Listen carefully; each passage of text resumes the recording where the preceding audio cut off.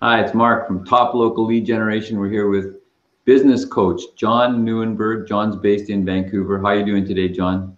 I'm terrific. Thanks very much, Mark. How about you? I'm great. So we're going to talk about 8 ways to know if you have a business or a job. There's 8 ways? Well, there's 8 that I can think of, and I don't know that we'll cover all 8 today, but I certainly will cover 2 or 3 or thereabouts. So many of us start a business with the idea that, we're going to operate it as a business and we're going to be a business owner, but often there's some tells about whether you're a business owner or, in fact, kind of self-employed.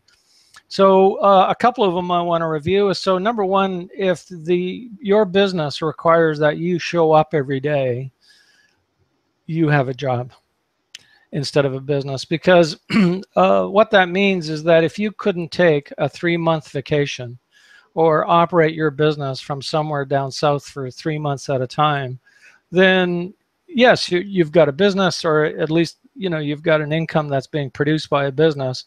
But in fact, a business by definition, or in the definition that I'm offering you today, is one that can operate without the owner. So that'd be number one. Number two is that if you have to work harder, the more money you earn, then you have a job rather than a business. So the notion there is that a business ought to be systematized to the point that you can scale and the business grows bigger, but the amount of work that you do doesn't grow bigger. The kind of work you do changes. You go from, being the technician or doing the doing to being more of a manager, and ultimately being more of the CEO or business strategist. And the work you do changes as the business gets bigger. So that'd be a second one I'd offer you.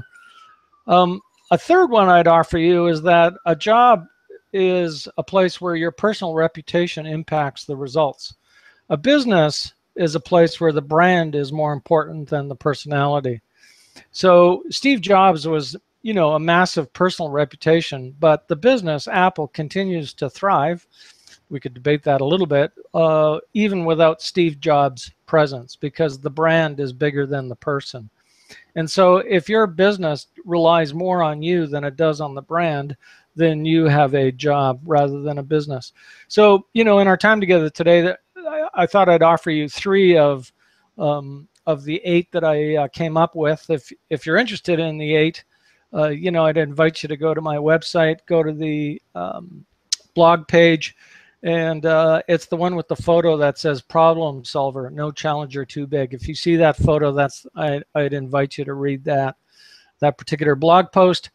And if what you're interested in is having more of a business than a job, then there's going to be a survey towards the bottom of the blog post. It's a 13-minute survey that'll help you think about whether you have more of a job or more of a business.